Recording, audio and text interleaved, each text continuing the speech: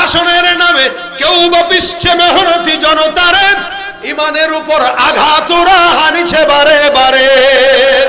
শাসনের নামে কেউ বা পিছছে মেহনতি জনতারে, ইমানের উপর আঘাত ওরা হানিছে বারে বারে। প্রতারণার ওই ফাঁদে পড়ে মোরা জীবন করেছি ক্ষয়, প্রতারণার ওই ফাঁদে পড়ে মোরা জীবন করেছি ক্ষয়।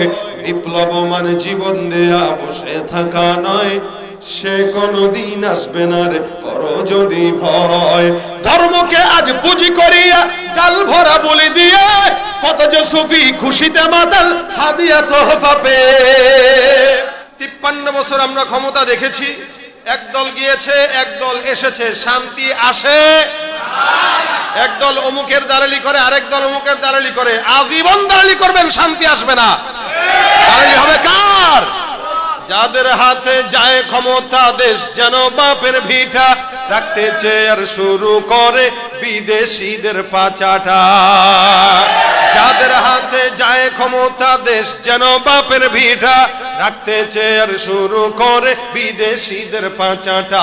বিদেশিদের কথা মতো চালায় ওরা নিজের দেশ, বিদেশিদের কথা মতো চালায় ওরা নিজের দেশ। দেখতে দেখতে গোল্লায় গেল আমার সোনার বাংলাদেশ। ঠিক না? একে শেষ করেছি, সবার দেখা হইল শেষ। দেখতে দেখতে গোল্লায় গেল আমার সোনার বাংলাদেশ। কেউ দিল না সবাই নিল, আমরা যে কলুর বলদ, সারা বছর নেয় না খবর, নির্বাচনে খুব দরদ। কেউ দিল না সবাই নিল, আমরা যে কলুর বলদ, সারা বছর নেয় না খবর, নির্বাচনে খুব দরদ। নির্বাচনের আগে নেতা ধরে কত রকম বেশ, নির্বাচনের আগে নেতায় ধরে কত রকম বেশ। দেখতে দেখতে গোল্লায় গেল আমার সোনার বাংলাদেশ। আমি চতুর্থ আসমান থেকে আল্লাহ পাকের তরফ থেকে প্রেরিত ফেরেশতা। কেমনে আসলেন? বলে আল্লাহ পাক রব্বুল আলামিন তোমার জন্য আমাকে আসমান থেকে প্রেরণ করেছেন। তুমি যখন সিজদার মধ্যে ডুবে ডুবে বারবার দোয়া করো, আমার আল্লাহ কয় জমিনের এক বান্দা বিপদের মধ্যে আছে, কে আছো? ওই বান্দারে সাহায্য করো। আমি নাখান্দা আল্লাহর থেকে ইজাজত নিয়ে তোমার কাছে আসলাম। আল্লাহর আদেশে তোমাকে ডাকাতের হাত থেকে আল্লাহ পাক তোমাকে বাঁচায় দিছে। সবকিছুর পরিবেশ থাকে, প্রোগ্রামেরও পরিবেশ থাকে। আলোচক শুধু কথা বলবে চলে যাবে, এটা হয় না। আমরা মুজাকারায় বসছি, নসিহতের জন্য বসিনি। নসিহত করবেন বুজুর্গানে দিন যারা আছেন এনারা। আমি আপনাদের সাথে মুজাকারা করব, যেটা আমার নিজের ফায়দা হবে, আপনাদেরও ফায়দা হবে। মুজাকারায় একজন কথা বলে না, উভয় পক্ষ কথা বলে। তো আজকে আমিও আপনাদের সাথে কিছু কথা বলবো, আমার সাথে আপনারাও কিছু কথা বলবেন। তবে আপনাদের কথা হবে সুবহানাল্লাহ, আলহামদুলিল্লাহ, আল্লাহু আকবার, এই ধ্বনিগুলা। যতক্ষণ এই মজলিসে বসে আওয়াজগুলো দিবেন, সওয়াব না গুনাহ? বলেন তো সুবহানাল্লাহ। যারা বলেছেন নবী করিম সাল্লাল্লাহু আলাইহি ওয়াসাল্লাম বলেন ইন্না ফিল জান্নাতি লাশাজারা। কেউ যদি একবার সুবহানাল্লাহ বলে, তো আল্লাহ পাক তার জন্য জান্নাতের বাগানে গাছ লাগায় দিবেন। এখন যারা বলছে তাদের জান্নাতে আরেকটা গাছ লেগে গেছে, আবার যারা বলেছে তাদের জান্নাতে আরেকটা গাছ লেগে গেছে। যারা বলে নাই তাদের লাগবে না, কারণ জবান না খুললে আল্লাহ দিবে কেন? এজন্য আল্লাহ বলছেন ফাযকুরুনি আযকুরকুম, আমি তোমাদেরকে স্মরণ করব, তবে তোমরা আমাকে স্মরণ করতে হবে। আগে তোমরা আমার স্মরণ করো, তারপর আমি তোমাদের স্মরণ করব। এজন্য যতক্ষণ এখানে বসা থাকবো সুবহানাল্লাহ, জবান খুলে কি সুবহানাল্লাহ, আরো জোরে আলহামদুলিল্লাহ। আমাদের ইমানের আওয়াজ যতক্ষণ উঁচু থাকবে, যতদিন উঁচু থাকবে, ততদিন ইনশাআল্লাহ বাংলাদেশের মুসলমানদের উপরে কোনো বেঈমানরা কোনো কিছু চাপিয়ে দিতে পারবে না। যেভাবে নারী সংস্কারের নামে নারীবাদীরা নারীদের স্বাধীনতার নামে আমাদের ভিতরে একটা জিনিস বেহায়াপনা চাপিয়ে দিতে চাচ্ছে, আমরা যদি আবারও জুলাই বিপ্লবের মতো আওয়াজ তুলি, ইনশাআল্লাহ তাসলিমা যেভাবে পালিয়েছে তার মুরিদরাও সেভাবে পালাবে। ভয় পান কোনো? লড়াইয়ের ওই ময়দানেতে যেতে তোমাকে হবে, প্রয়োজনে সব রক্তটুকু জমিনেই ঢেলে দেবে। লড়াইয়ের ওই ময়দানেতে যেতে তোমাকে মাথাটুকু জমিনেই ঢেলে দেবে, তবুও তোমায় লড়তেই হবে, মানিবে না পরাজয়। তবুও তোমায় লড়তেই হবে, মানিবে না পরাজয়। বিপ্লব মানে জীবন দেয়া, বসে থাকা নয়, সে কোনদিন আসবে না রে, করো যদি ভয়। যারা বলেন ঠিক কিনা? আসবে বিজয় রক্ত আর জীবনের বিনিময়, আসবে বিজয় রক্ত আর জীবনের বিনিময়। বিপ্লব মানে জীবন দেয়া, বসে থাকা নয়, সে কোনদিন আসবে না রে, করো যদি ভয়। ঠিক কিনা? শাসনের নামে কেউ বা পিছছে মেহনতি জনতারে, ইমানের উপর আঘাত ওরা হানিছে বারে বারে। শাসনের নামে কেউ বা পিছছে মেহনতি জনতারে, ইমানের উপর আঘাত ওরা হানিছে বারে বারে। প্রতারণার ওই ফাঁদে পড়ে মোরা জীবন করেছি ক্ষয়, প্রতারণার ওই ফাঁদে পড়ে মোরা জীবন করেছি ক্ষয়। বিপ্লব মানে জীবন দেয়া, বসে থাকা নয়, সে কোনদিন আসবে না রে, করো যদি ভয়। ধর্মকে আজ পুঁজি করিয়া গাল ভরা বলি দিয়ে, কত যে সুফি খুশিতে মাতাল হাদিয়া তোহফা পেয়ে। ধর্মকে আজ পুঁজি করিয়া গাল ভরা বলি দিয়ে, কত যে সুফি খুশিতে মাতাল হাদিয়া তোহফা পেয়ে। ভণ্ডামির ওই শিকড় তুলে সত্যের আনো জয়, ভণ্ডামির ওই শিকড় তুলে সত্যের আনো জয়। বিপ্লব মানে জীবন দেয়া, বসে থাকা নয়, সে কোনদিন আসবে না রে, করো যদি ভয়। আসবে বিজয় রক্ত আর জীবনের বিনিময়, আসবে বিজয় রক্ত আর জীবনের বিনিময়। বিপ্লব মানে জীবন দেয়া, বসে থাকা নয়, সে কোনদিন আসবে না রে, করো যদি ভয়। ঠিক কিনা? ভয় হবে কাকে? কাকে করব? গোলামি করব কার? আরেকটু জোরে বলেন কার? লিল্লাহে তাকবীর, আওয়াজ দেয়া নারায়ে তাকবীর। আল কোরআনের আলো কোথায় জ্বলবো? এই ঘরে ঘরে। এই শব্দ আমাদের মুখস্থ। এই ঘরে ঘরে কোরআন নাই কার বলেন তো? সবার আছে না? কোরআন নাই এরকম কেউ আছেন যার ঘরে কোরআন নাই? ছিঁড়া হইলেও একটা থাকে, পুরানো হইলেও একটা থাকে। কোরআন সবার ঘরে আছে কিন্তু জ্বলে না। এই জন্য স্লোগানটা যদি এরকম হয়, আল কোরআনের আলো দিলে দিলে জ্বালো। কোথায়? দিলে দিলে। কেন? দিলে জ্বলে গেলে সমাজেও জ্বলবে, দিলে জ্বললে ঘরেও জ্বলবে, দিলে জ্বললে সংসদেও জ্বলবে, সংসদে যখন জ্বলবে গোটা দেশে জ্বলে যাবে। আল কোরআনের আলো কোথায় জ্বালো? আল কোরআনের আলো দিলে দিলে জ্বালো। আল্লাহ আমাদেরকে কোরআনের আলো জ্বালানোর তৌফিক দান করুন। আলহামদুলিল্লাহ, বৃষ্টি নিয়ে টেনশনের কোনো দরকার নাই। আল্লাহ দিতে মন চাইলে দেখ। তবে আমরা দোয়া করি আল্লাহ আজকের জন্য অন্তত উঠায় নিয়ে যায়। দোয়া করে না, আল্লাহ বৃষ্টি আপনি আমাদের থেকে আজকের জন্য নিয়ে যান। জোরে বলেন আমিন। আমাদের দোয়া আমরা করতেই পারি। এখন আল্লাহ পাক যদি মনে করে দিলেই করলেন তো দেখ।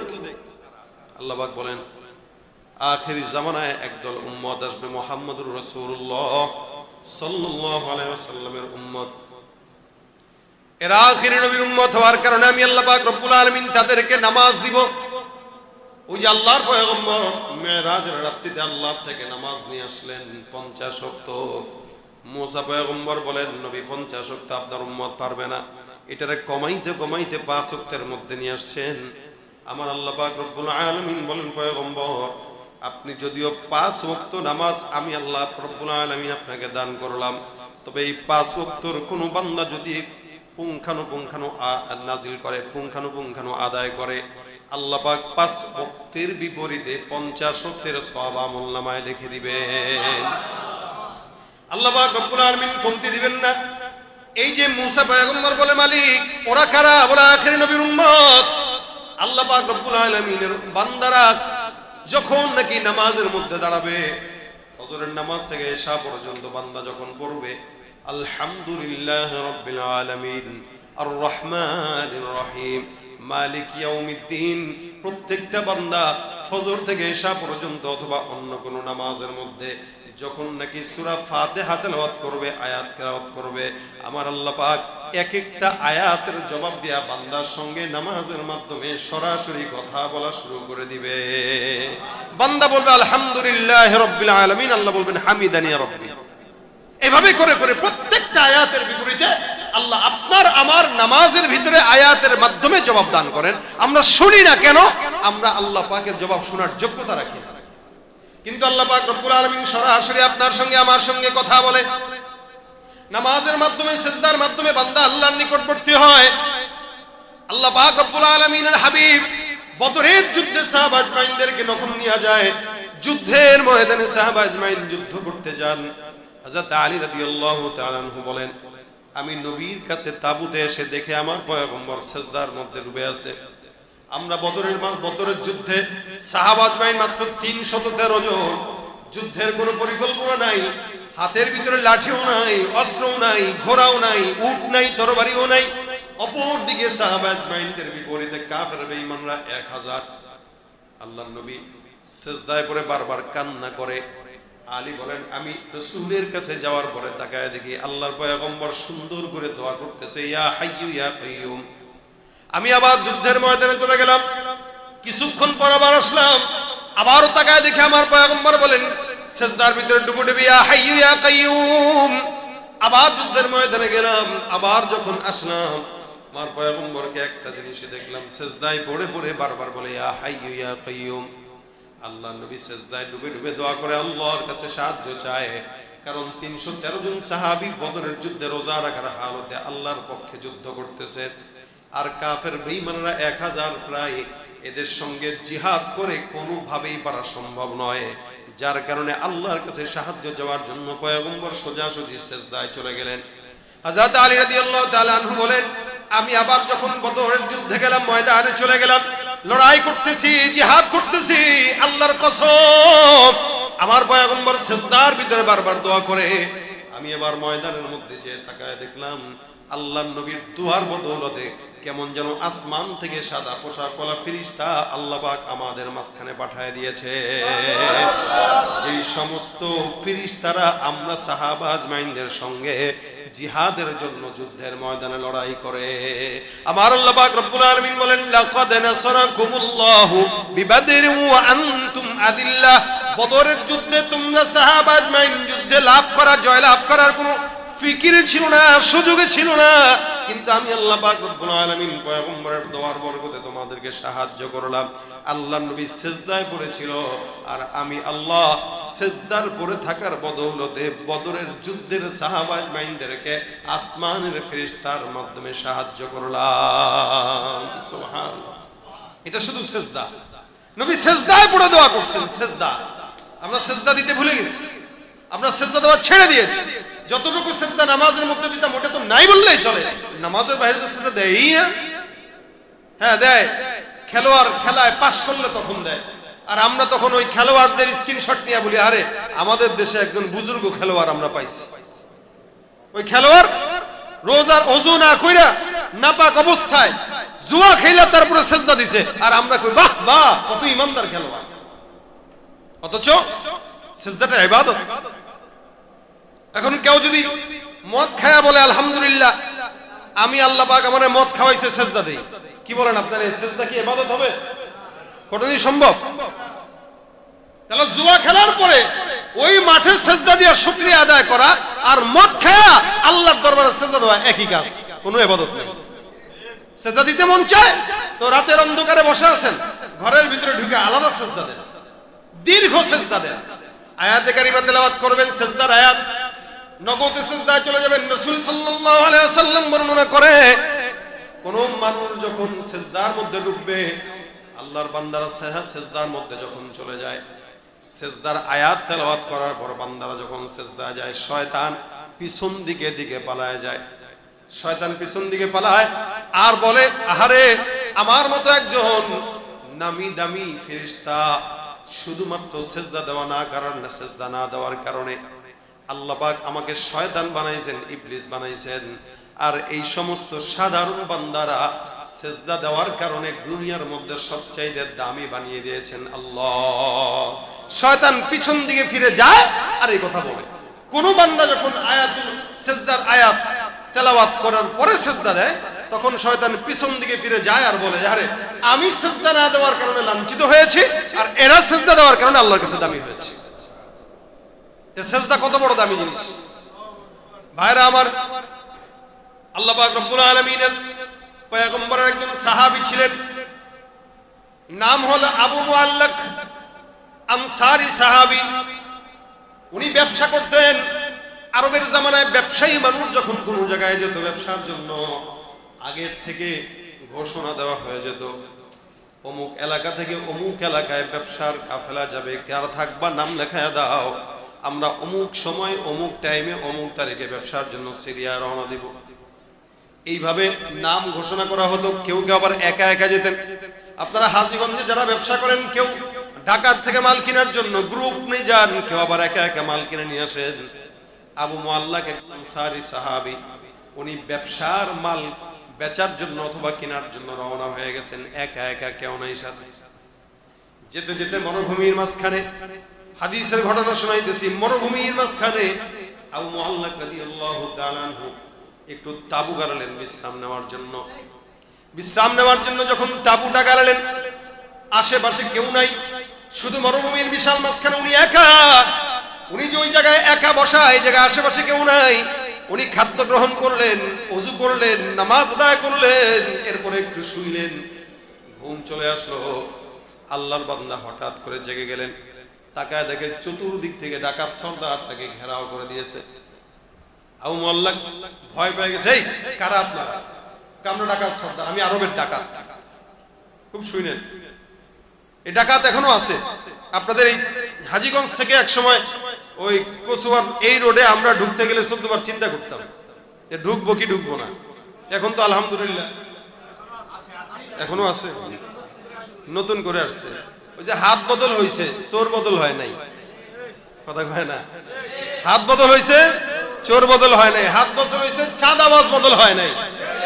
হাত বদল হয়েছে, সন্ত্রাস বদল হয় নাই। হবেও না, হবেও না। ওই যে বলেছিলাম 53 বছর আমরা ক্ষমতা দেখেছি, একদল গিয়েছে একদল এসেছে, শান্তি আসে। একদল অমুকের দালালি করে, আরেক দল অমুকের দালালি করে। আজীবন দালালি করবেন, শান্তি আসবে না। দালালি হবে কার? যাদের হাতে যায় ক্ষমতা, দেশ যেন বাপের ভিটা, রাখতে চেয়ার শুরু করে বিদেশিদের পাচাটা। যাদের হাতে যায় ক্ষমতা, দেশ যেন বাপের ভিটা, রাখতে চেয়ার শুরু করে বিদেশিদের পাচাটা। বিদেশিদের কথা মতো চালায় ওরা নিজের দেশ, বিদেশিদের কথা মতো চালায় ওরা নিজের দেশ। দেখতে দেখতে গোল্লায় গেল আমার সোনার বাংলাদেশ। ঠিক না? একে একে শেষ করেছি, সবার দেখা হইল শেষ। দেখতে দেখতে গোল্লায় গেল আমার সোনার বাংলাদেশ। কেউ দিল না, সবাই নিল, আমরা যে কলুর বলদ। সারা বছর নেয় না খবর, নির্বাচনে খুব দরদ। কেউ দিল না, সবাই নিল, আমরা যে কলুর বলদ। সারা বছর নেয় না খবর, নির্বাচনে খুব দরদ। নির্বাচনের আগে নেতা ধরে কত রকম বেশ, নির্বাচনের আগে নেতায় ধরে কত রকম বেশ। দেখতে দেখতে গোল্লায় গেল আমার সোনার বাংলাদেশ। ঠিক কিনা? আচ্ছা, এটা কি লাগাইতে পারবেন? এখন কি দিয়ে লাগাবেন?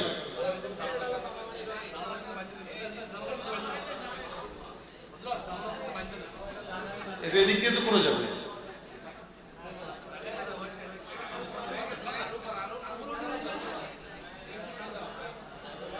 আচ্ছা দেখেন ভাইরা আমার, বলছিলাম এখনো কচুয়ার রোডে নতুন চাঁদাবাজরা আসছে। এই যে হাজীগঞ্জের এখান থেকে আসতেছে, সিএনজি থামায় চাঁদা নিতেছে। তো কই চাঁদাবাজ বলে নাই? এরা কারা? এরা নতুন চাঁদাবাজ। সুতরাং এরা থাকবে। তো এদের থেকে বাঁচার জন্য আমলটা বলতেছি। ঘটনাটা এখান থেকেই শিক্ষা, এখান থেকেই ঘটনাটার শিক্ষা। আবু মুআল্লাক গেলেন, চতুর্দিকে ডাকাত ধরে ফেলছেন। ডাকাত যদি কখনো ধরে, ডাকাত অর্থাৎ সন্ত্রাস রাত্রেবেলা চলতেছেন যদি ধরে, সুন্নত তরিকা এই হাদিস থেকে শিখেন। অনেকে আছে ধরে, এই যে কি আছে, এই বড় তুই আমার চিনোস, চিনছি দিলাম, কি হয় না? আর আপনাকে ধরছে, আপনি বেটাগিরি না দেখা, ভাই যা মন চাই নিয়ে যাও, আমার গায়ে হাত দিও না, এটা হলো সম্মানের সাথে আসতে পারবে, অন্তত জানটা থাকবে। এখন আপনি বেটাগিরি দেখাইলেন, এই চিনোস আমি কিন্তু এই দলে না, ওখানে দল বুঝবে না। আপনি তাকায় দেখেন আপনার দলের শেষরাটাই আপনারা ধরছে চাকু মারার জন্য। সুতরাং ও আপনার কোন পরিচয় শুনবে না, আগে মারবে তারপরে টাকা নিবে। এই জন্য সুন্নত পন্থা হইল, কেউ আপনাকে ধরছে, ভাই দিয়ে দিলাম, নিয়ে যাও, গায়ে হাত দিও। আবু মুআল্লাক জিজ্ঞাসা করলো, কে? আমি অমুক ডাকাত সর্দার, যা আছে দে। ভাই ঠিক আছে, যা কিছু আছে সব নিয়ে যান, তবে দয়া করে আমার গায়ে হাত দিয়েন না। কিন্তু এই ডাকাত শেষরা কিছু সন্ত্রাস আছে, এরা টাকাও নেয়, সম্পদও নেয়, আবার আঘাতও করে, মারেও। আবু মুআল্লাক ডাক দিয়া বলতেছে, যা মন চায় নিয়ে যাও, সফরের পাথেও যা আছে সব নিয়ে যাও, কিন্তু খবরদার গায়ের মধ্যে আঘাত দিও না। আমার বিবি আছে, সন্তান আছে, এরা আমার অপেক্ষায়, আল্লাহর হস্তে গায়ের ভিতরে আঘাত দেওয়া দরকার নাই, যা আছে নিয়ে যাও, চলে যাও। আবু মুআল্লাক ডাক দিয়া বলতেছে, আমি তোমাকে মারার জন্য আসছি, সম্পদ নেব, হত্যাও করব। আমি এমন ডাকাত, যে ডাকাত যাকে ধরি সম্পদ নেই, জানও নিয়ে যাই। আবু মুআল্লাক ভয় পেয়ে গেছে, আরে কয় কি, এতগুলো সম্পদ নিব আবার মারবেও। ভাই কোনো মতে একটু বাঁচানো যায়নি? কোনো সুযোগ নাই, তোমার শেষ কোনো ইচ্ছা থাকলে বলো। আবু মুআল্লাক ডাক দিয়া কয়, আমার শেষ ইচ্ছা, আমাকে 2 রাকাত নামাজ পড়ার জন্য সময় দাও।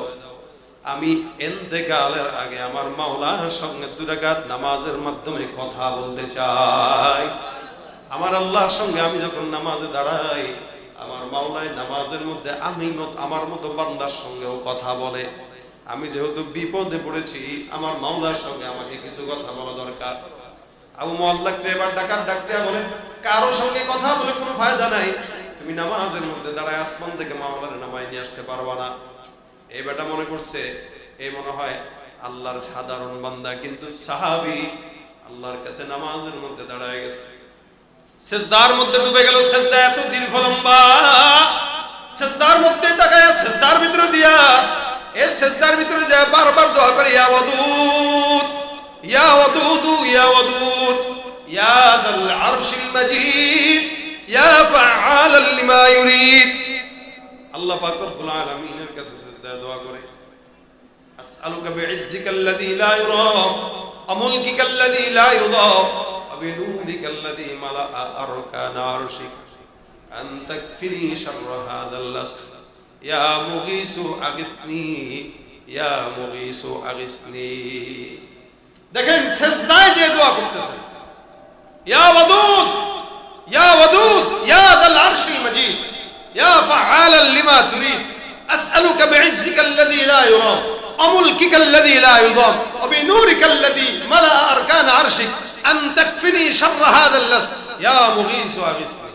আল্লাহ তোমার এই প্রশংসা বর্ণনা করে বলতেছেন, এই যে ডাকাতটা আসলো, ওর জন্য তো কারো দরকার নাই, তুমিই তো যথেষ্ট।